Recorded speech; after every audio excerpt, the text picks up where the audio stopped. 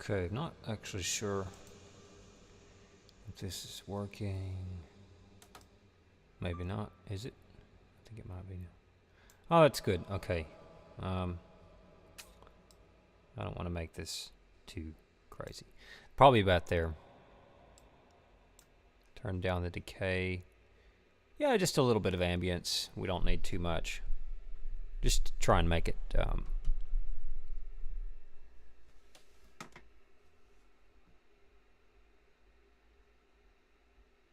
so-so.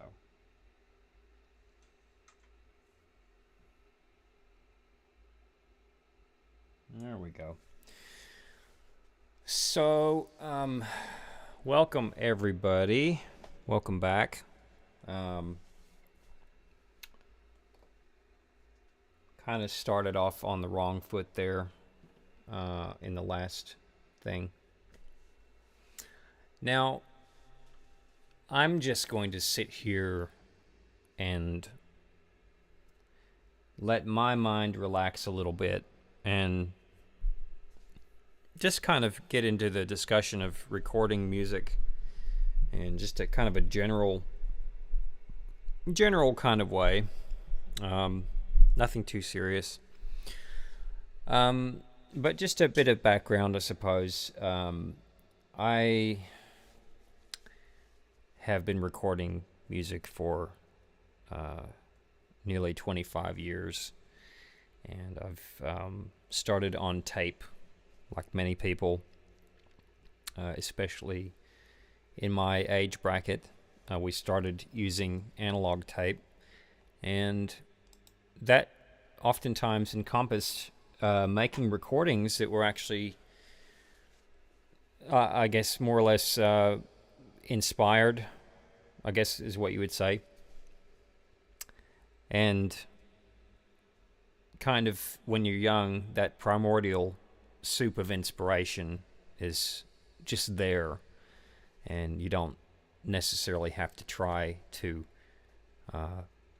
pull inspiration out of thin air. It's just there. That's your world. You're just kind of immersed in creativity when you're very young.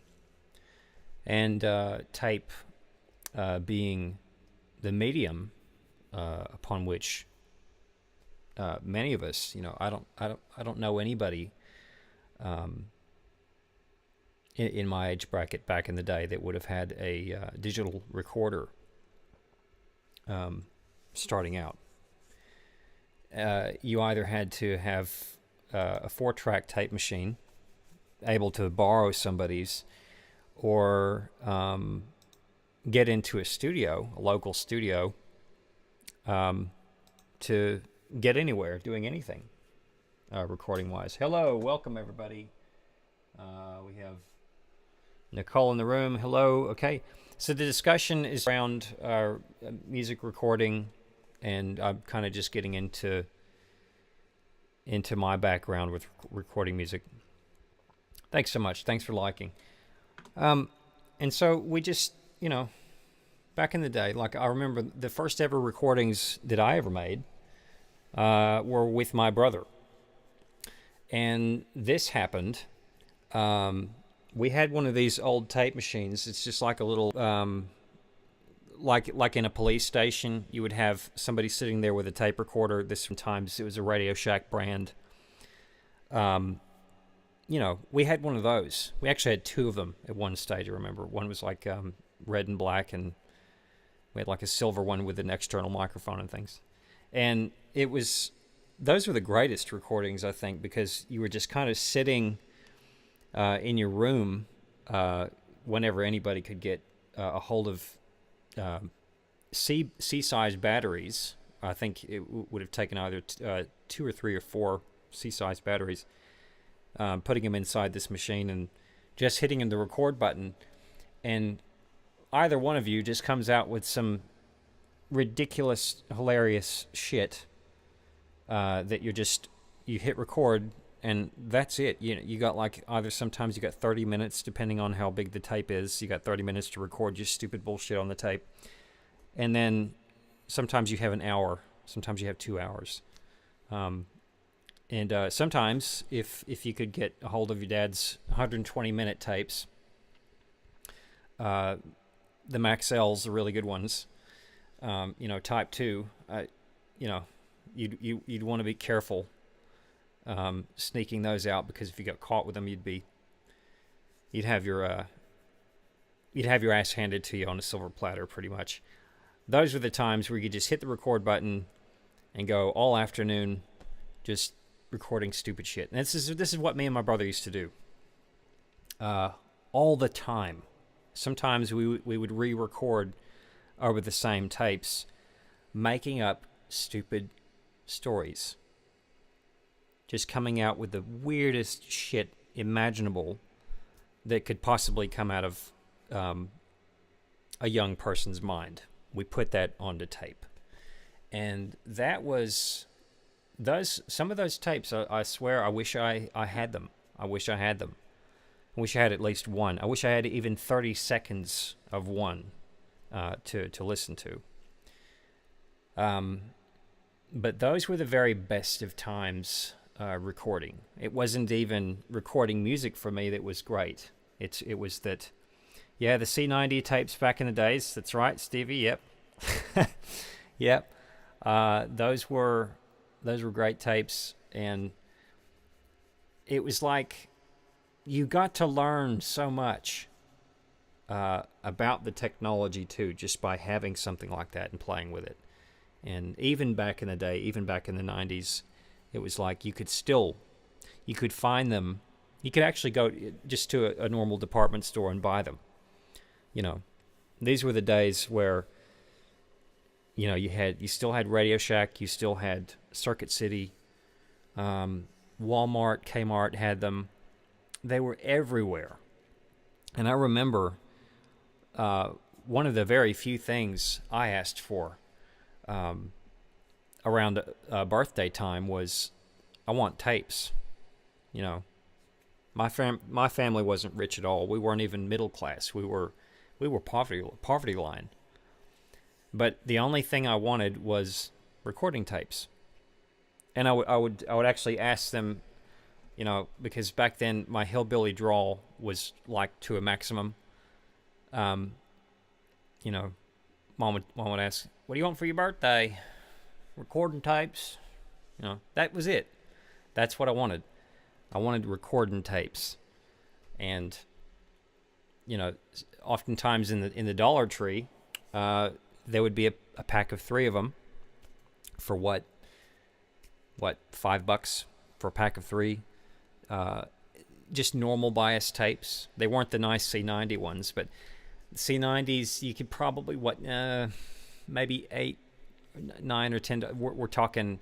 This is the golden age of industry, and things were just great. Like 90s. We're talking 90s excess. You could get really good quality tapes, which were still back in the day still considered kind of expensive. I do remember, traipsing through the aisles sometimes, and these were kind of put off a little bit higher on the shelf, where they were just in a different spot, in kind of a snooty little corner where the good tapes were. But it was always, I wanted recording tapes, and I would wind up with a pack of 3 of them. Sometimes I had like a pack of 6, and they would just all fold out on this plastic little accordion thing, and you could just open them up and use them. But yeah, that very basic thing of just sitting down on the living room floor, or on your bedroom floor, and just you let that recording thing, you let the recording run, and whatever comes to mind, you just spew it out, and it's there. And then your brother would add something to it, and then you would add something to what he said, and the story just kind of evolved into this maniacal primordial expression of these observings of the world around you, and your own warped experience, I suppose. I really wish I had some of those tapes. Yep, the long pack of 10 tapes wrapped in the plastic. That's exactly what I'm talking about. And it was, and just, I mean, even coming home, like holding it in the car, you just admiring your tapes, you're looking at your tapes, and even those things, it's like, nobody was staring at a phone then. If you this was kind of later for me, but if you bought a tape, like I remember buying one of the very first cassette tapes I actually bought was the Mortal Kombat theme. This was years later, and I just remember going home in the car, just reading the front of it and the back of it, and I'm thinking this is gonna be so awesome. And it was the experience of just sitting there holding your recording tapes, knowing, thinking about how are you going to fill these up, like just the excitement of it all, I think. But kind of summarizing all of that, it was like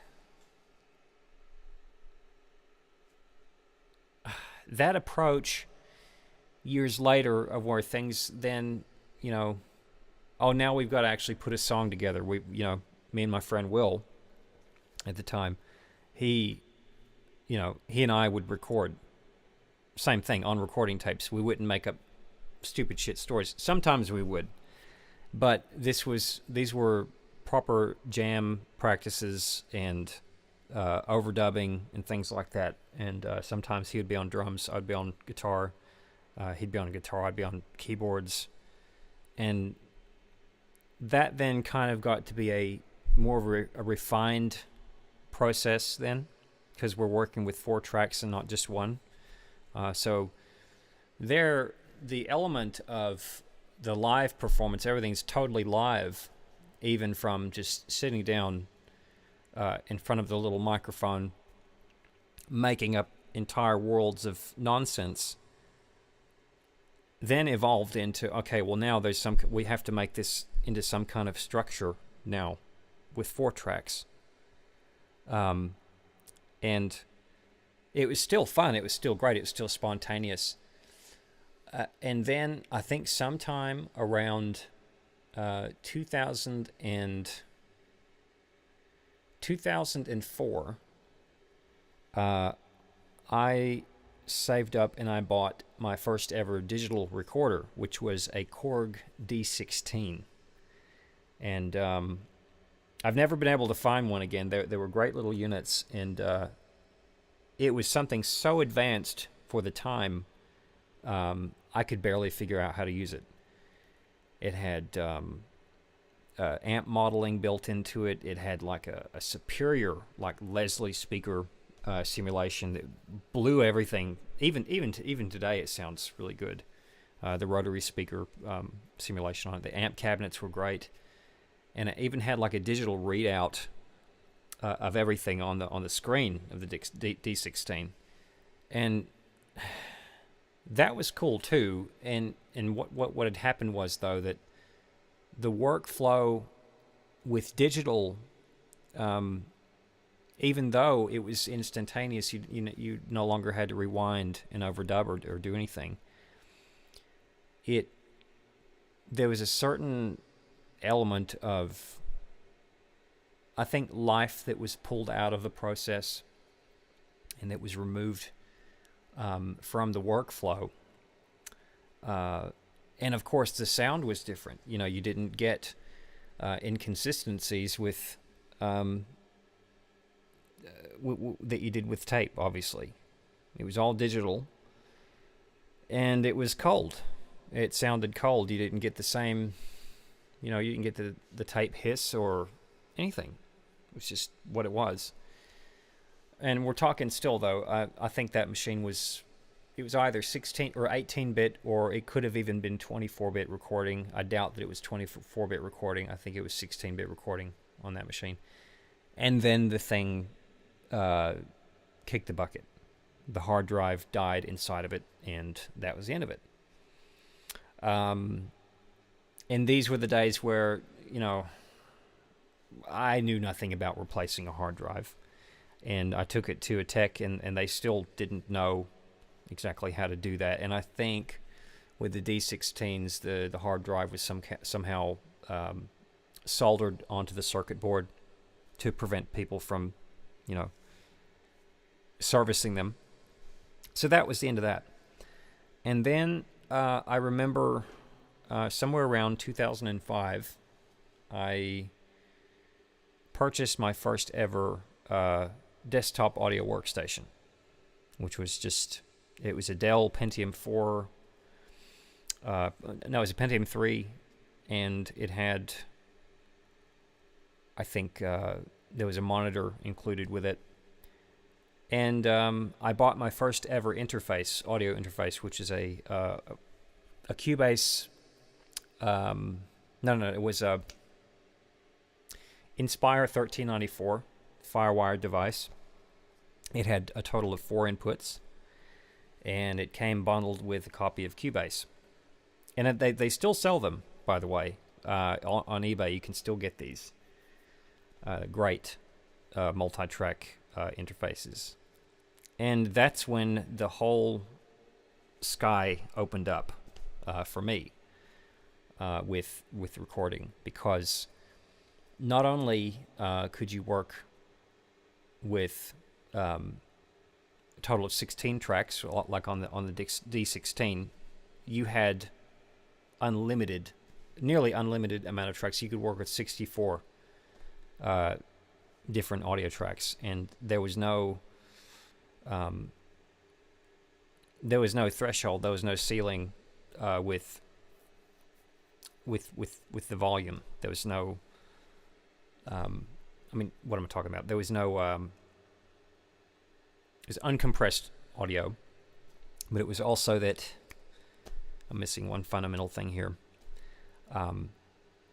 There was no limit to the amount of tracks, and the only limit that you had with the amount of tracks was what your processor could handle at one time.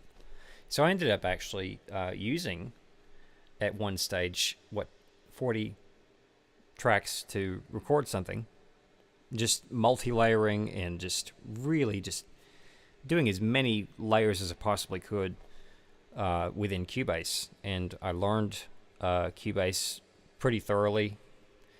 And what I was capable of doing there, composition-wise, very much helped set the stage for me to record even, my last album, Layaways, where there's a total of probably 200 tracks in some instances that are multi-layered, multifaceted things that are basically a collection of moving parts along the sequencer. Done over several different projects and then merged into one, obviously. I wasn't working with 200 tracks within the thing, but you get the idea. So that, Cubase was the end game for me at that stage, and this was in 2005. And then I think nothing really changed recording-wise for very many years. It was that, computers were steadily getting better and better, and, we weren't even talking SSD drives then. If you had an SSD, you were, you had to be wealthy. You had to, have money to have anything with an SSD, and even those, a rudimentary SSD back in the day, you're talking about maybe at the very most 20 gigabytes worth of storage, not really worth it. And then it turned into 50, and then it turned into 100, and then whatever. But still using hard disk recording, there were improvements and things. What happened, though, is, and getting back to the point, is you had so much more choice and option. You had VST plugins. You had a whole host of other effects and things that you could have at your disposal. And I think that the major downside wasn't merely the sound, it was actually what it did for me in terms of distraction. I think there was so much to learn. There was the learning curve. There was the fact that you had so much choice and option to be able to work with so many parameters, and then now we're talking proper mixing, mix down, and mastering, and those other two worlds, which was a necessary thing. It wasn't a bad thing, but it was that the playing field is now sky's the limit. And so then we're talking about, I think, really, I'll speak for myself. It was kind of the era of distraction, working with desktop audio workstations. And the problem being with that is I found myself spending less time writing music and more time learning and having to adapt to new ways of, because I didn't follow the hits or anything at the time, but music really went downhill for me, I think even way before that. But it was that the technology and the quality of sound, the bar was raised very high at that stage, and it kept getting raised higher and higher. It seems each year. Stuff even independent artists were capable of then with plugins inside of their workstations were setting the bar for how really everybody else should be able to sound, at least in a very vague context. And so there again was added, I think for the first time, there was this competition factor of where now, well, I've recorded the music, I've written the music, I've recorded it, but now I have to find some way of making all this sound good. I have to find some way of getting this to a high standard of where it can be commercially viable. And that, I think, was sort of, I guess, in a sense, it was the straw that broke the camel's back kind of thing, of where, not only now does the music have to be recorded, mixed, now it has to be sounding like something that can be radio quality. And I do believe that there was a frustration. There was a span of several years in frustrations. Thank you so much for the like. I appreciate that. Yep, I have lots of MIDI controllers. Yeah. Thanks for the comments and the likes. There was then a barrier for me that, well, how am I going to have this learning curve? And that there were people going to music school to learn this stuff. There were people investing tens of thousands of dollars going to learn how to mix and master a song. And it was like you're getting all of this information because YouTube at the time was still kind of young, and then people were, going, well, you got to do this and you got to do this, and there's a lot of misinformation. Oh, thank you so much. Thanks for subscribing. There's a lot of misinformation floating around about, what you should do, what you shouldn't do when recording, when mixing, when mastering. And some people, including myself, I made this mistake once. I actually deleted an entire project that I was working on because the way in which I recorded wasn't following a method that I could have followed, and I went to re-record the thing again, and it never turned out how it originally sounded. That initial inspiration was gone. And so looking at that part of things in hindsight was that the mix itself, even if it doesn't translate to either headphones or loudspeakers or whatever, if the mix, the intentionality is there behind, if you're playing the guitar or if you're singing or if you're doing the drumming or whatever, what have you. If the intentionality is there and it's intact and it's translating on an emotional level to the audience, and number one, to yourself, if it's doing that but still sounding mix-wise like trash, it's still better to go with the thing that is emotionally translating. But these are mistakes that I think everybody starting out recording will do invariably. And things are getting a lot better now, though. Technology is improving now to the point where, however many save spots there are on a backup that you can have. There's cloud storage now. There wasn't cloud storage back then. And it was like, these are the things that I went through starting recording. And it's no doubt that these are things that other people will go through, and to varying degrees, and sometimes several times before they learn that the real gold and the goal is to record something that is emotionally appealing, that is translating to the audience in an emotionally impactful way. And it doesn't matter about a poor mix versus a compelling story or a compelling performance. And that's one of the hardest things I've had to learn. You can't recreate the wheel. If you've already done something that sounds great to yourself, the chances of you doing that again are very slim. So that's one thing. But I think that was kind of the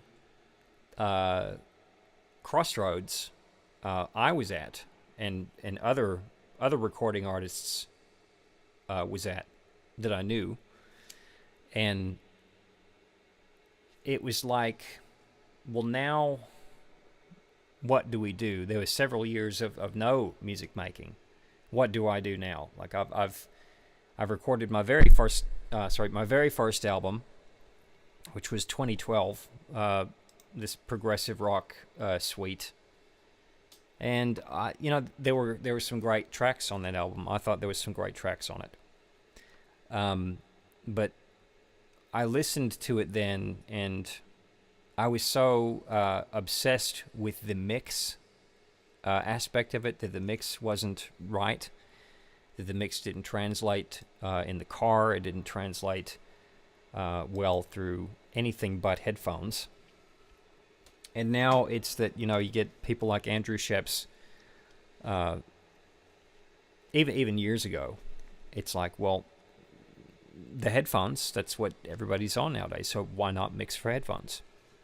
Who owns loudspeakers now that they're going to sit and sit for listening enjoyment? You might get now the percent of the population, maybe 2 or 3%. Mostly everybody's either listening to music through headphones or they're listening through their phone itself. So a lot of the times I'll say to myself, why not just use your telephone, your mobile phone, clean your speakers, and get your mix to sound good through that?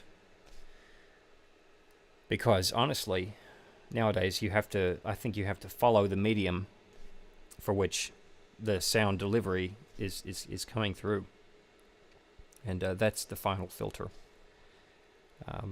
Your car really is, I think, the final filter, really. It still will be. But earpods, headphones, your mobile phone itself, that's the end filter. So we've kind of come from this evolution of working with 2-track tape, or even in sometimes the tape would have been mono, this little tiny tape recorder, to then a 4-track, and then first ever DAW, then improvements with audio interfaces, computers, then working with SSD drives, and now we're at this stage now of where a lot of the plugins and things are subscription only, so you can't actually own. I'm not saying all companies do it. I know that Waves plugins do it. They are requiring you to be on a subscription to even use your plugins, so you can mix and master. And which is a shame. But we've now gone from that to here's where we are. We have now AI in control of monitoring the mix, suggesting, and even sometimes having complete control over what happens in the mix and the master, which I think is not a good thing. But we're at that stage now in the game that we're even having AI write complete songs and putting it out, and it's a scary time, I think, for people who write and record with any aspirations of originality. And I think even just a year ago, I sort of went through this kind of a dark moment of where I'm thinking, shit, some of this AI music sounds so convincing and not good, but it's like you feel threatened by the machine, pretty much. And this is pretty much commonplace. I think a lot of people feel threatened. There's a lot of people that are embracing AI and without a care in the world. But I think that is the wrong thing to do. I think resisting AI's influence in all regards is the only way to go to remain human. And there's a whole philosophy with me that I'm not going to get into. But this is where we are now. So I suppose that daily concerns now with me, with sitting here recording some of my music, are I know that I have no interest in utilizing AI for anything. As far as I'm concerned, AI and its uses are best for the medical field, solving complex issues regarding improving products that we use every day, but having minimal involvement where there is interfacing with humans to a way that humans are going to be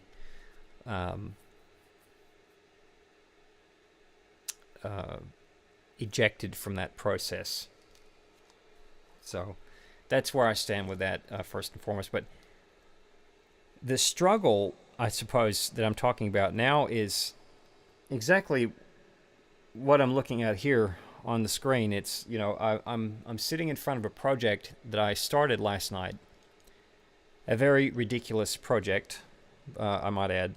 I sat here, and if anybody else was here last night, we started recording this very silly kind of a thing in Logic. And it took me back to the days where I was sitting there with my brother, making up stupid stories, recording it on tape, and that spontaneousness,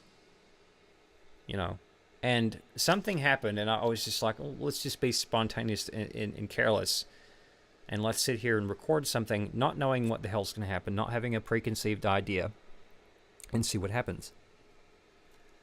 And so that's what happened. I recorded a piano track, and then the piano track made me think of something else, and so forth and so on. I think now, because I have everything I possibly need. You know, there's a 24-bit sequencer here. I have a great piano. I have all the technology possible to do the thing that I need to do, that I want to do. But I am still allowing myself to be distracted by the process. So I think the change has to come about by sitting here and going, well, you know what? Let's be reckless on the piano. Let's be reckless and make up some stupid words. And let's see what happens. Let's throw something into this tumbler, dryer, this audio workstation dishwasher, and see what happens. And yeah, that's what happened. I want to, as much as possible, treat this thing like a tape machine. And not only a tape machine, but in a very fundamental way, just a 2-track tape machine, of where I'm thinking of approaching this every single time as I would be working with tape. That I only have maybe a couple of chances to record something good. That I don't have unlimited undo and redo function. That I don't have all the time in the world. You know, this timeline can stretch out as big as your hard drive is. Could go for several weeks if you hit record on one track. You know, seeing the modern sequencer through the eyes of someone who has worked with a very simple stereo tape machine back in the day. And what then result can we get from approaching it like that, as opposed to thinking, okay, well, we can sit here and we can duplicate this. You know, we can cut here, we can, you know. You could still do that with tape back in the day, but it was a lot harder. But I'm talking about 1 take for things, 2 takes max, and retaining that spontaneousness and imperfection to a point where things are remaining interesting.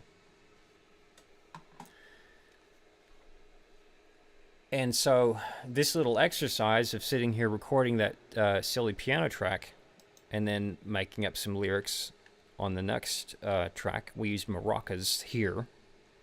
And then we used something else down here. I can't remember what that was, but this whole thing started out as a stupid idea about somebody walking on a sidewalk, stepping in dog shit, basically. So I'm gonna quickly play that now. It's kind of just, it's pure imagery. It's setting the stage for something. So let's play that now.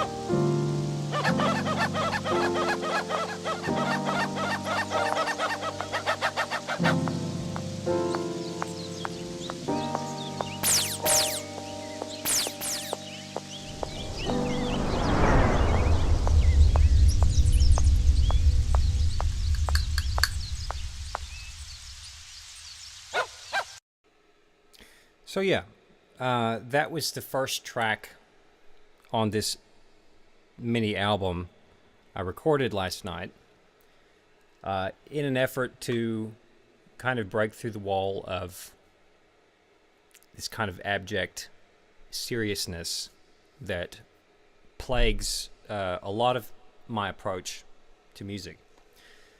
Throwing a system out of order enough to bring back the fun and the spontaneousness of the recording process.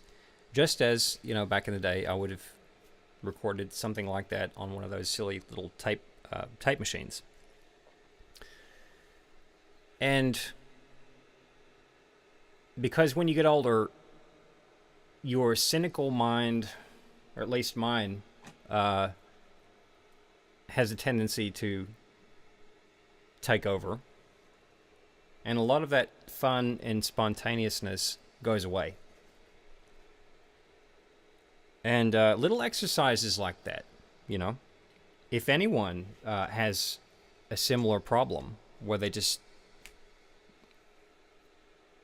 feel silly even approaching trying to record their own music, or they don't think it's going to be good enough, just sit and make something terrible. I think that's the whole point behind this part of this live stream, is don't be afraid to record something completely idiotic. Because what it can do is, what it's doing for me, I'll say, it's helping me to not take myself that serious, and it's also helping me recalibrate, because I'm looking at myself in a non-serious light, and so I can see where the raw fundamental creativity lay, that it's still there. Oh, hi. Hello, Germany. Welcome. Yeah, so that it's still there, but it's kind of buried under this, I suppose, seriousness.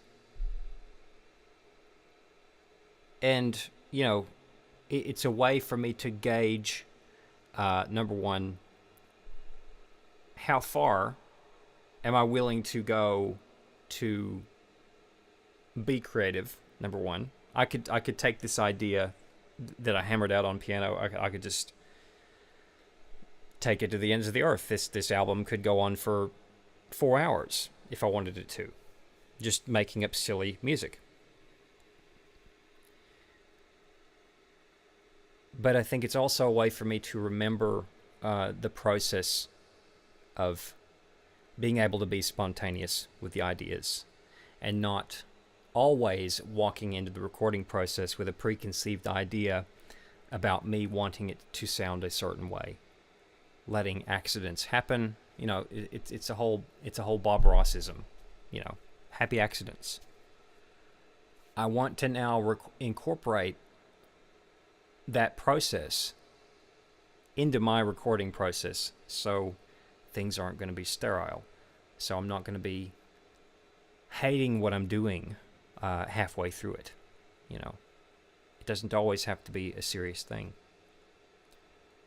And so I think really that's as far as I'm going to take that part of it for now. But I guess more on the practical side now, looking at how I approach every day, thinking about wanting to come up here and record my music. How am I going to approach that? How do I treat that? Creativity, and you have to understand as well, the controls here are that I'm about to turn 40, and I don't feel as creative these days as I used to.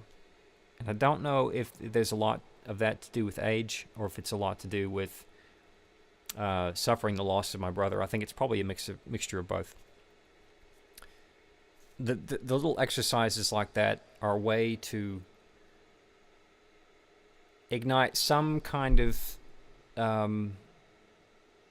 imagination and inspiration for me to say, okay, well, if I can do this, if I can make a stupid song, I can come up here and I can maybe play a few notes on the piano and put something together that's actually going to sound really great.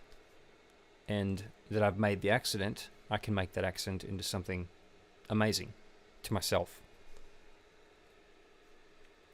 And that is where I'm trying to look at every day how to approach this.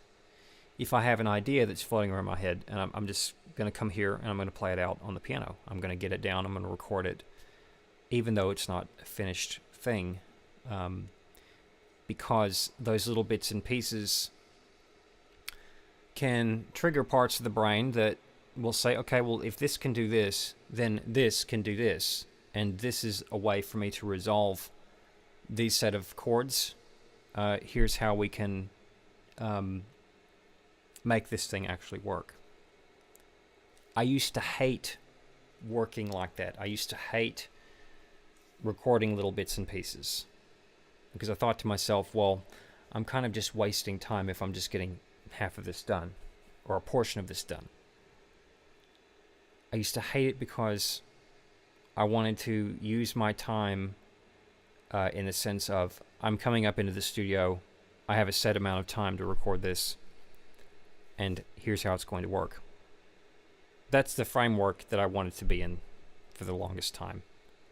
There's still a place for that, but I think that given the conditions that I'm in at this stage, mentally, because of my brother dying, general depression and things like that, it's hard to be disciplined in that way. Oftentimes the inspiration will only come at a very small window, and you have to have yourself ready for that, or at least ready to have that flow into something that can be worked with at a later time. So that's one thing approaching recording for me, at the very least. In the context, this is the other thing, in the context of working with recording an album versus recording a song or a single, I've kind of had to take a step back from thinking about recording music as a gigantic album, basically, as a fully connected and realized concept album, which is what I have always tried to do. At this state, I think in terms more of singles instead of a big, long drawn-out thing that's interconnected and intertwined. And the reason for that is because inspiration for me now is so fragmented and disjointed. I feel like a song, just recording a song is like a miniature album to me.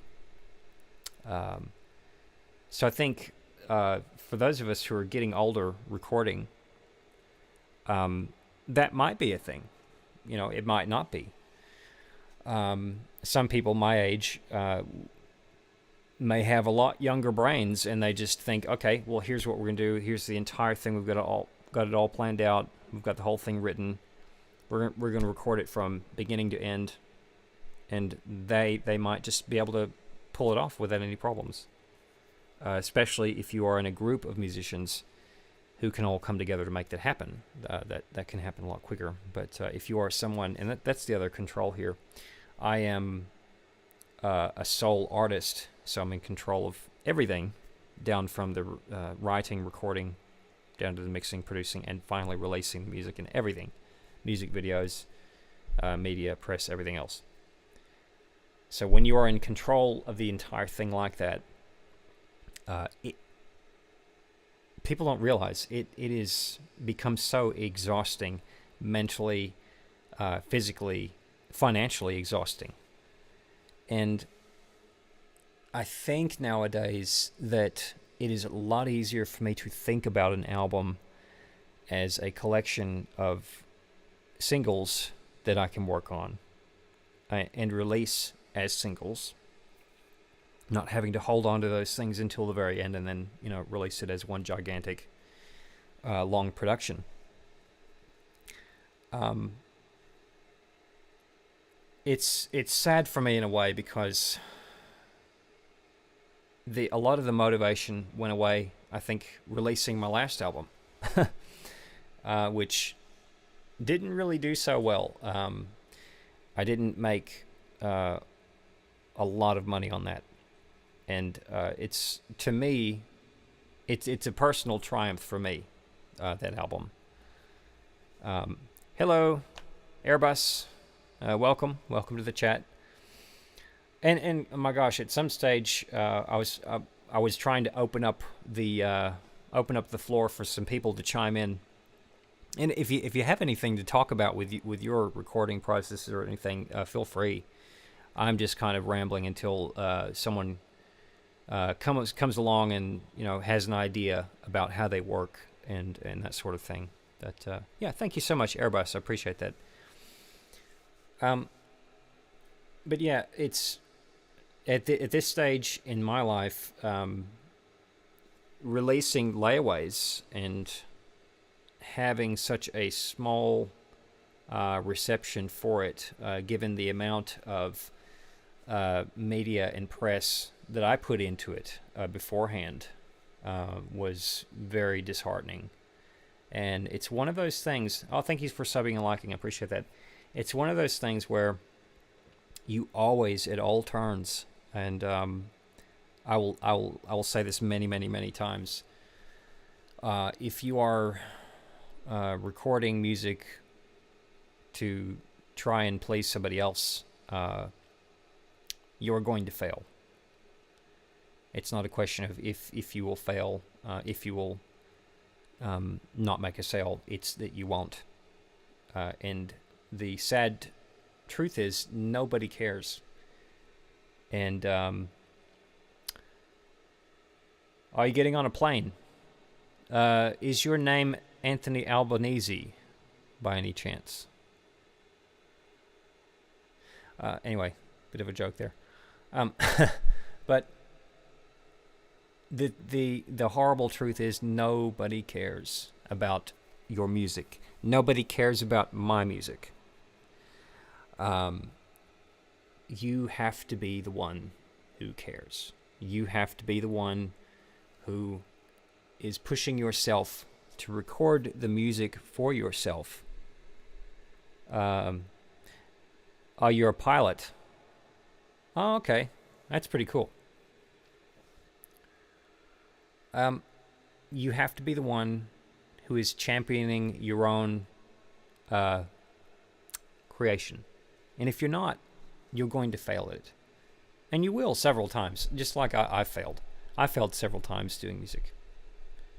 And I've always come back, and I've wanted to continue my craft in doing the things that I enjoy doing with music. But always keep at the forefront of your thinking that you are not recording music for someone else. You are telling your own story for your own enjoyment. And okay, no problem. Well, have a good flight, Airbus. You are telling your own story for yourself, and you are, in a sense, you are making a recording of your own life and your own experiential expression. And I believe that that is the quintessential reason as to why art and music is important. It's not important for the world. It's important for you. It's important for the people's lives that you are later on. and you will not see the effect of that probably in your lifetime. I'll not see the effect probably in my lifetime of my music. But somewhere down the road, someone might click on your song. They might be having a particularly bad day, and they might just hear what you said in your song, and that might resonate with them, and that might help them out. And honestly, that is all that anyone should really practicably expect from the whole thing. If you want fame and fortune, go sign your name with the devil and do all that. But honestly, if you are there for the intention to make music that you are going to enjoy, and that's all you're concerned about, that's where you're going right.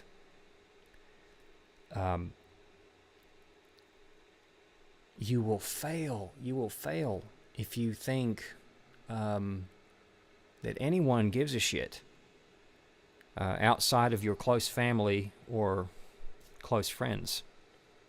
And oftentimes your close family or close friends don't give a fuck either. So anyway, that's what you have to do. You have to think of it as... I look at it like this. I'll give you an example.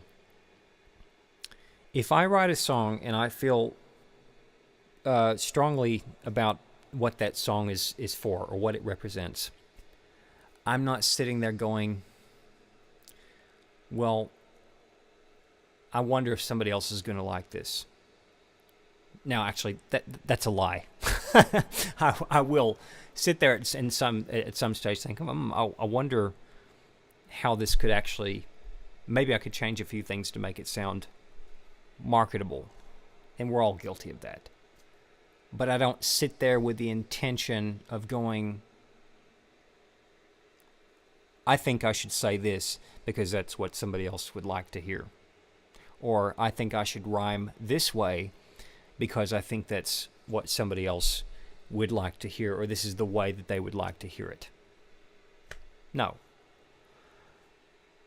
Doing that is following a narrative in popular music that ends up getting everyone to sound exactly the same or exactly similar.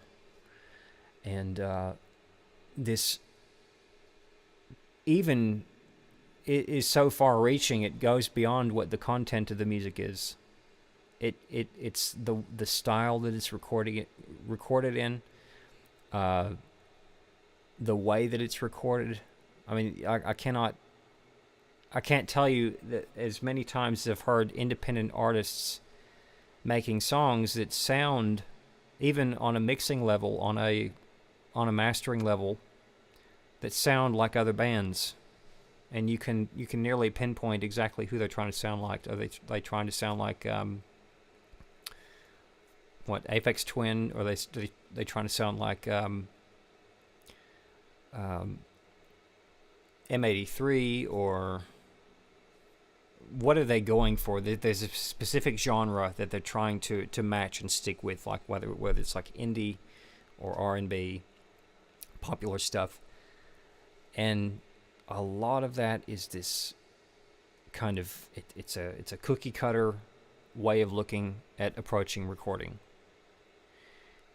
And people are not going into it thinking anything other than, well, maybe this could be a hit and I might make $1 off of it. How is that going to happen nowadays? It doesn't.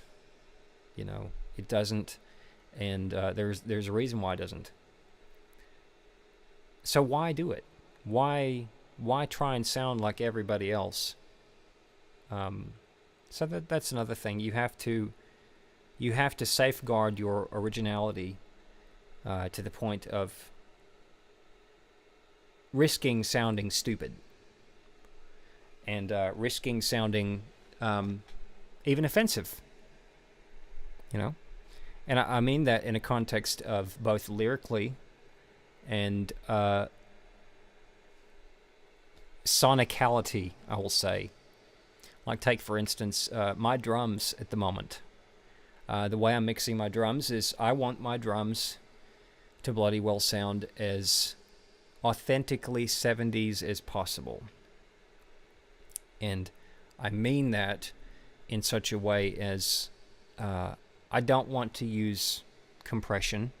Like a lot of studios nowadays, they want to put a specific compressor on the kick drum so that the kick drum behaves a certain way and it makes a certain type of sound.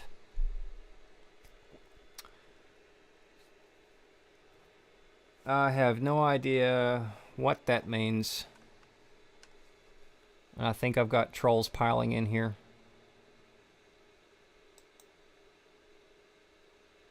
And we're just going to get rid of some people here. Okay, somebody says that they're a body warrior. I'm not interested in dealing with trolls right now. Yeah, alright, goodbye.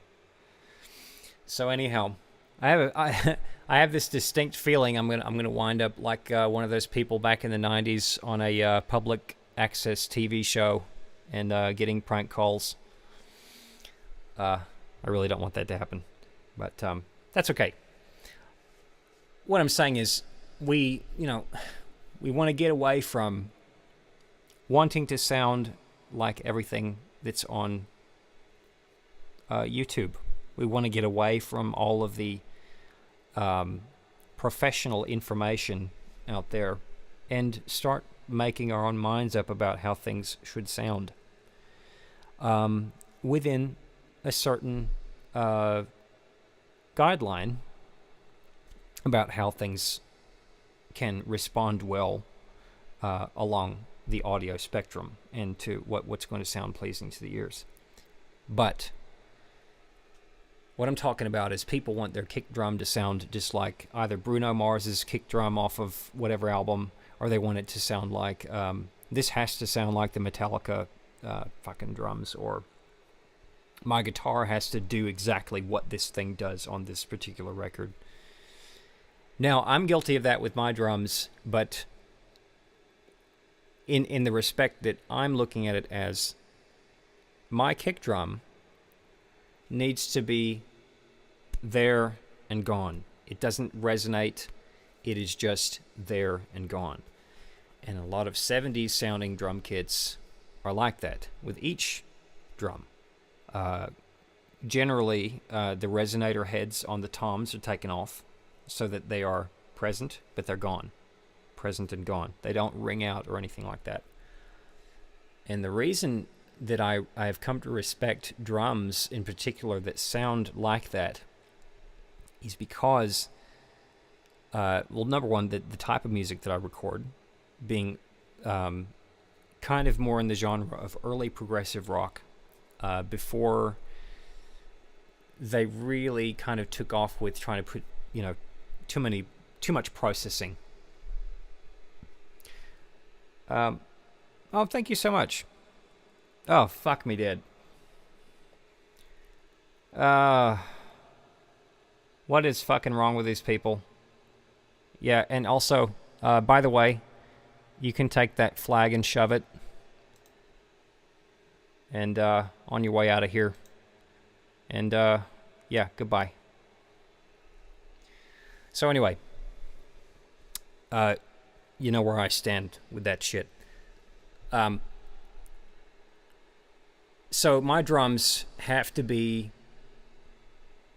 present, but then gone the next second. Looking at it in the context of the type of music that I record, it's important because the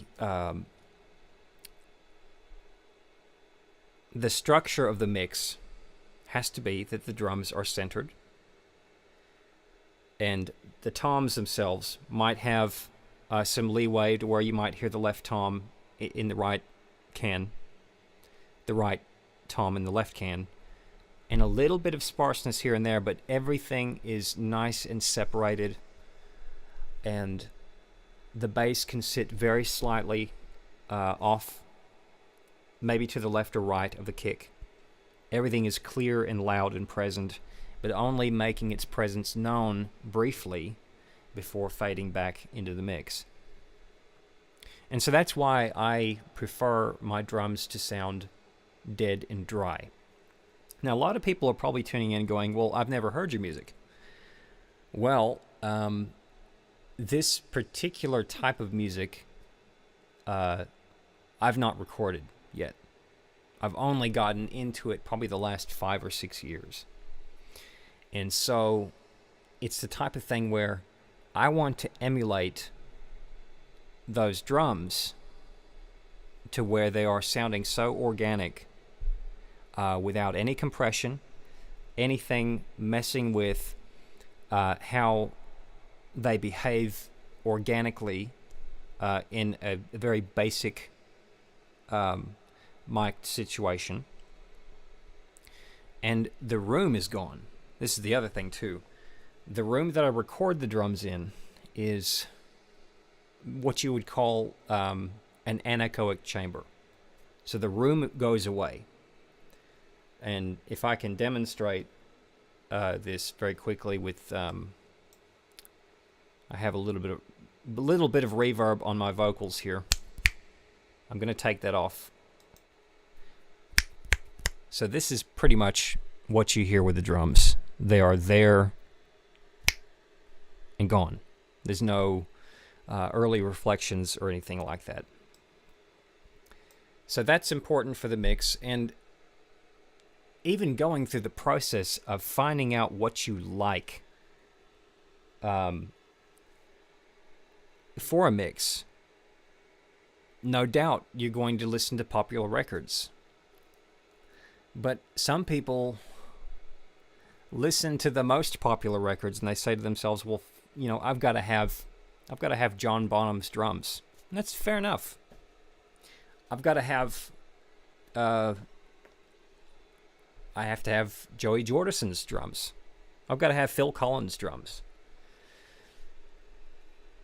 I listen to things like, way back in the day, you know, like Nectar, old, very old, early progressive rock band, early Genesis. Things to where, you know, they were in the studio, but they didn't have the methodology quite right. You know, they had great sounding drums, but they didn't really know all of the science behind it and how to make it get to sound the way that it did.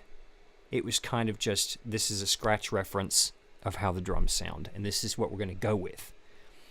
That is what I want to kind of emulate, is the kind of crossover period with the drums of where they were headed in this direction of sounding big, but they're not quite there, to add to the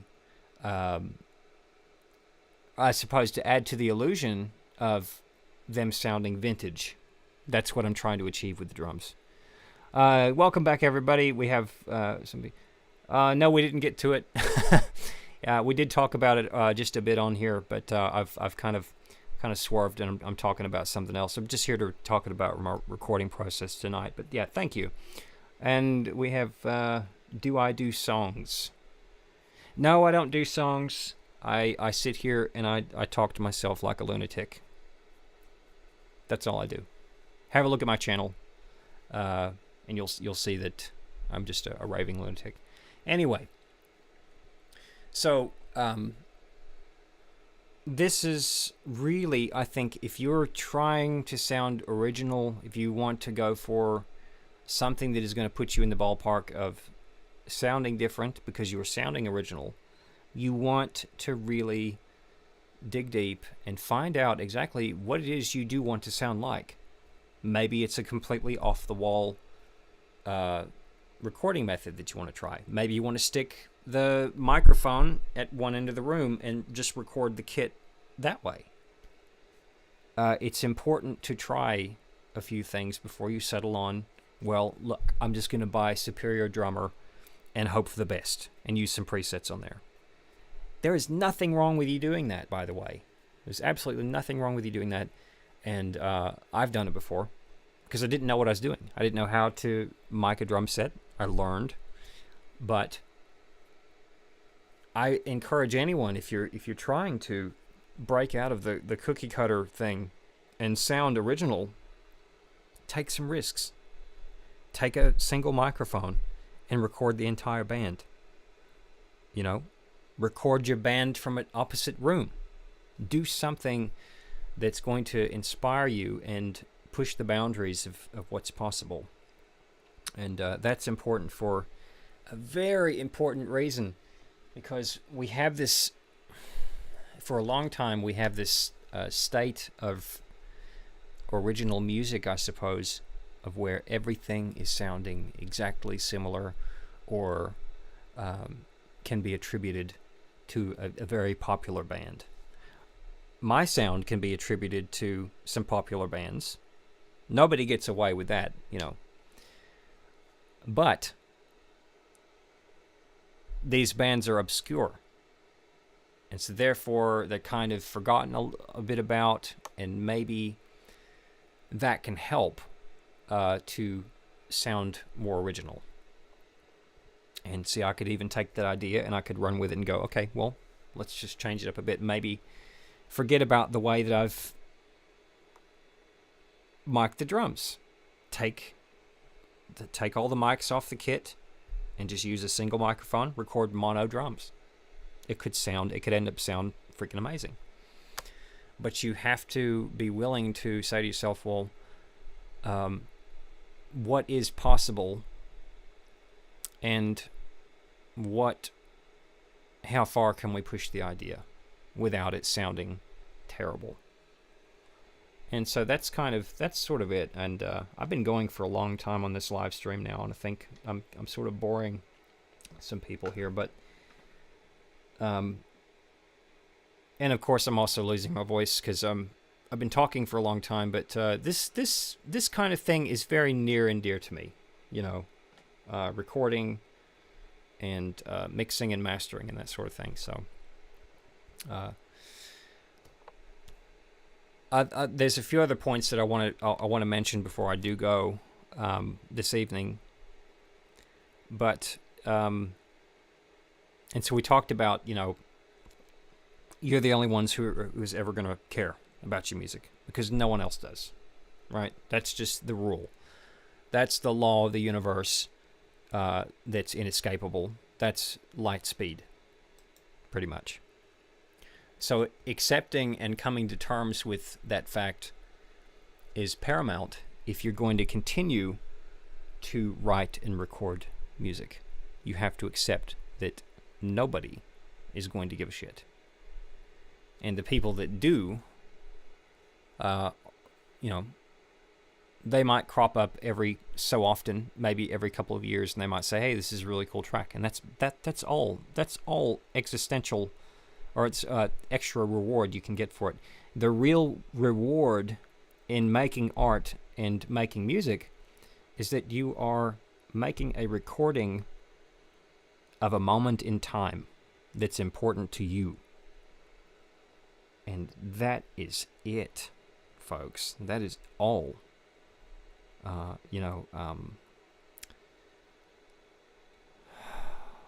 lot of great artists never got to see, or I guess realize externally how great they were, because they just didn't have time. They didn't live long enough. But you kind of have to take that stance for yourself. Do not expect anything. Expect, number one, first and foremost, expect your work to be criticized,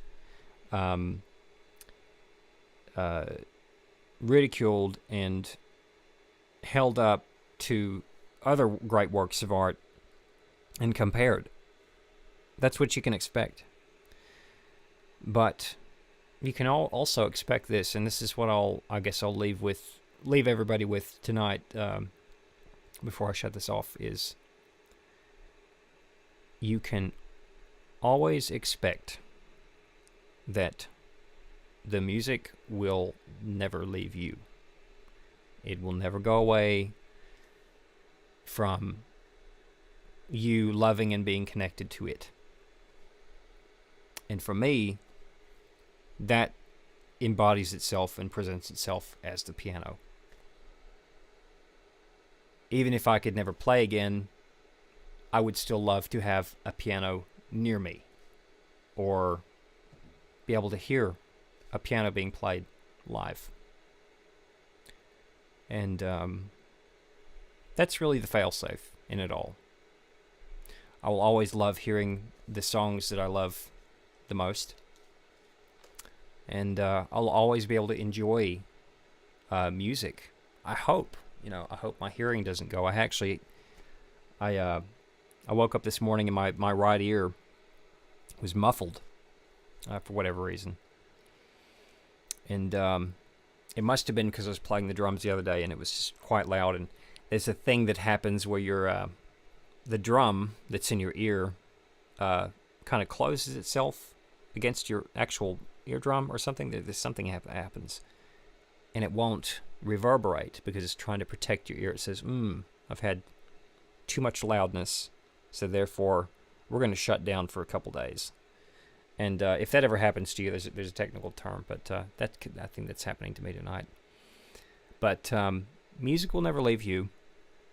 You're always going to love music. So don't worry, And if you don't end up recording that great fucking song, somebody else will, And hopefully it can be you, the one that records it. So anyway, I hope you all have a wonderful evening. Thank you for subscribing. Those who have subscribed and commented.